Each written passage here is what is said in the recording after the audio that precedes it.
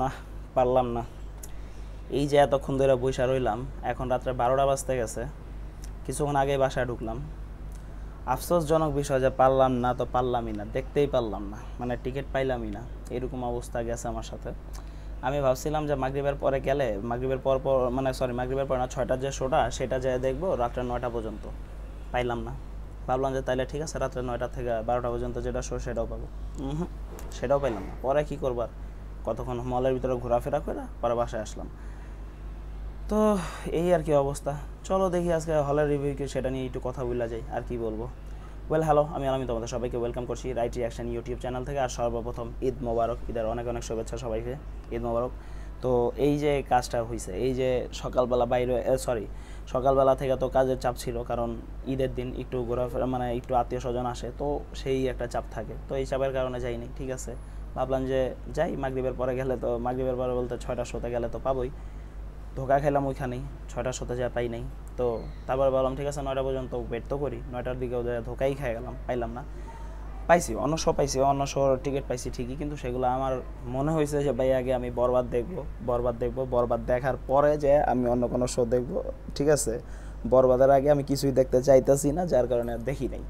নাইলে দেখতে পারতাম দাগি বা জঙ্গলি, দুইটার যে কোনো একটা দেখতে পারতাম, কিন্তু আমি বরবাদের জন্য ওয়েট করতেছিলাম, যার কারণে আর দেখিনি।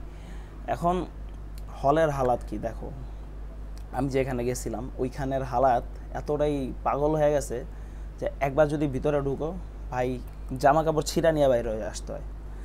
আর মনে করো ভিতরে যে ঢুকবা তখনও কিন্তু জামা কাপড় ছিঁড়া নিয়ে বাইরে হইতে হইতেছে, এরকম আর কি হালাত। আর যদি তুমি টিকিট একবার কাটছো, কাইটার সেই টিকিট যদি পকেটে চিপায় যদি না ঢুকায় যদি এইভাবে আস্তে আস্তে থাকো, আস্তে আস্তে দেখবা টিকিটও 2 ভাগ হয়ে গেছে। এইরকম একটা ভিড়, এরকম একটা হালাতের ভিতরে ছিলাম ভাই। এটা কি ঠিক ভাই? শাকিব খান, এটা কী করছেন আপনি? এই যে হলগুলার হালাত, এই যে জোরাজোরি মারামারি করে যে ভিতরে ঢোকা লাগছে, ঢুকা লাভটা কী হয়েছে? ফেরত তো ওইভাবেই আসছি। ইনশাল্লাহ কালকে অবশ্যই দেখতে পারবো, যতটুকু মনে হয় দেখতে পারলেই ভাই খুশি। আর এরপরে আসলাম যে ঠিক আছে দেখি বাসায় যায় রিভিউ তো দেখি যে কীরকম। ভাই যারাই দেখতেছে তারাই বলতেছে মাথা নষ্ট কর, লোভ বাড়ে, ভিতর থেকে লোভ বাড়তেছে। এখন কি করব, কালকে রাত পর্যন্ত তো ওয়েট করাই লাগবে এই সিনেমাটা দেখার জন্য। এখন যে হালাত হয়ে দাঁড়াইছে আমার, লোভে ভিতরে কামড়াইতেছে যে কখন দেখবো। আফসোস। যাক ভাই, কালকে তো অবশ্যই ইনশাল্লাহ দেখতে পারবো বলে মনে হয়। একটু দোয়া কইরেন যাতে যা দেখতে পারি। আর আবারও বলতেছি অগ্রিম ঈদের শুভেচ্ছা সবাইকে, ঈদ মোবারক। আর যদি আমার চ্যানেলে নতুন হয়ে থাকে অবশ্যই চ্যানেলটা সাবস্ক্রাইব করে বেল আইকনটা ক্লিক করে অবশ্যই পাশে থাকবে। ঈদ বকশিস হিসাবে আরও বেশি বেশি করে দেবা, কারণ আজকে ঈদের দিন, আরও বেশি বেশি করে ঈদ বকশিস চাই। ঠিক আছে, একটু বেশি বেশি করে দাও। দেখা হচ্ছে নেক্সট ভিডিওতে, ততদিনে সবাই ভালো থাকো, সুস্থ থাকো, নিজের খেয়াল রাখো। আর আমার এই ভিডিও দেখার জন্য অসংখ্য ধন্যবাদ সবাইকে। ঠিক আছে, আল্লাহ হাফেজ।